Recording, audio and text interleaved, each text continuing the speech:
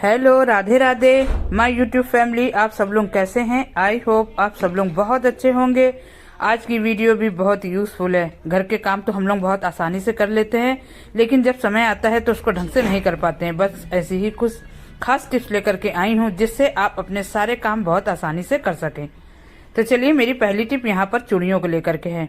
अक्सर हम लोग की चूड़ियाँ बहुत महंगी होती हैं और वो बहुत अच्छी होने के कारण हम लोग सोचते हैं इसको कैसे रखें, और कहीं सफर में जाना होता है।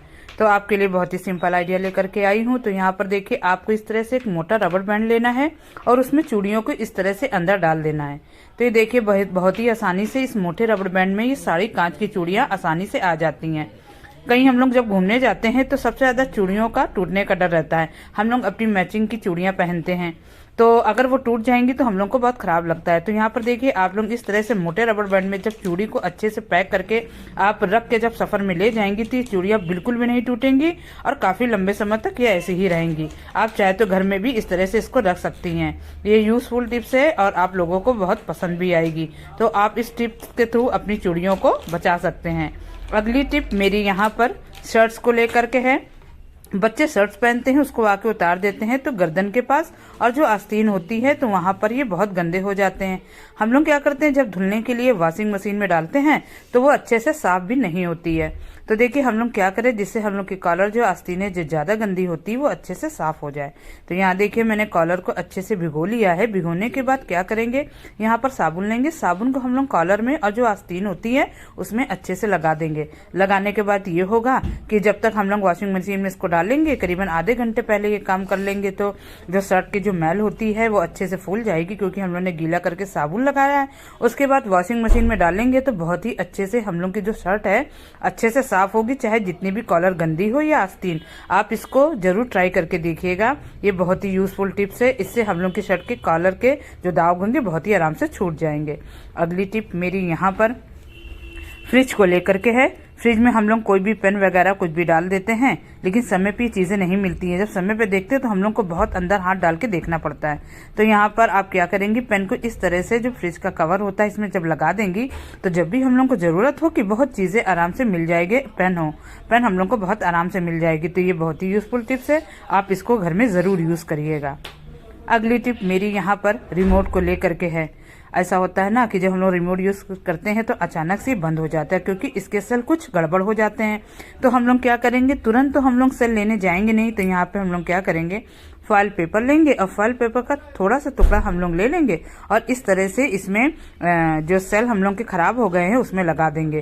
देखिए, हम लोग तुरंत तो सेल लेने जाएंगे नहीं, तो आप लोग 1-2 दिन के लिए इस तरह फॉइल पेपर जब सेल में लगा करके रिमोट में लगाएंगी तो हम लोग का जो रिमोट है वो 2-3 दिन बहुत आराम से चलेगा, कोई भी गड़बड़ी नहीं आएगी। आप लोग 1-2 दिन में जरूर सेल ले आइएगा, फिर से वो अच्छे से काम करने लगेंगे। लेकिन 1-2 दिन के लिए हम लोग इस तरह से फॉइल पेपर का यूज करके अपने रिमोट का अच्छे से इस्तेमाल कर सकते हैं। तो आपका जब भी रिमोट खराब हो तो इस टिप को आप लोग यूज कर सकते हैं। बहुत ही यूजफुल है और हम लोग का रिमोट बहुत ही अच्छे से चलेगा भी। आप लोग जब ट्राई करेंगे तभी आप लोगों को पता होगा कि सेल में अगर फाइल पेपर लगाएंगे तो सेल हम वो जो रिमोट है हम लोग का 2 से 3 दिन तक आराम से चल जाएगा। इस टिप्स के थ्रू आप अपने बहुत से काम आसान भी कर सकेंगे। अगली टिप मेरी ट्यूब को लेकर के है। वैसे तो ट्यूब का यूज हम लोग अच्छे से कर लेते हैं, लेकिन काफी ट्यूब इसमें जो पेस्ट होता है वो बचा रहता है। तो यहाँ पर देखिए, सबसे पहले आप किसी चीज से जितना भी ट्यूब नीचे बचा हुआ है आप इसको ऊपर कर लीजिए। ये तो आप सभी लोग जानते हैं, लेकिन मैं एक ऐसा तरीका बताऊंगी जिससे पूरा पेस्ट अंदर से निकल आएगा। तो यहाँ पे क्या करना है, जो ऊपर के कैप है उसका यूज हम करके दिखाएंगे, जिससे सारा पेस्ट आराम से निकल आएगा। तो सबसे पहले आपको क्या करना है, सबसे थोड़ा सा पिछला पार्ट जो होता है पीछे का उसको पतला सा काटना है और आपको ट्यूब इस तरह से खोल लेना है। तो देखिए, ऐसा होता है ना, जो ट्यूब की जो वॉल होती है, अंदर की दीवारें जो होती है उसमें काफी पेस्ट चिपका रहता है। तो आप लोग उसी कैप को निकालिए और पीछे से इस तरह से आपको कैप को डाल देना है। और कैप को डालने के बाद आप छोटी सी कोई भी जो कंटेनर होता है जो भी, तो आप उसको रख लीजिए। उसमें ट्यूब आपको इस तरह से निकालना है, पीछे से प्रेशर देना है कैप में, और जितना भी ट्यूब लगा होता है इस ट्यूब के अंदर तो पेस्ट, तो वो पूरा निकल के बाहर आ जाएगा। ये देखिए, कैप की हेल्प से मैंने पूरा पेस्ट निकाल दिया है और जो ट्यूब की जो वॉल होती है उसके अंदर बिल्कुल भी जो पेस्ट होता है, क्रीम हो या पेस्ट हो या दवाई हो, बहुत ही आराम से निकल आएगा। आप इसको ट्राई करके जरूर देखिएगा, आपको बहुत अच्छा लगेगा।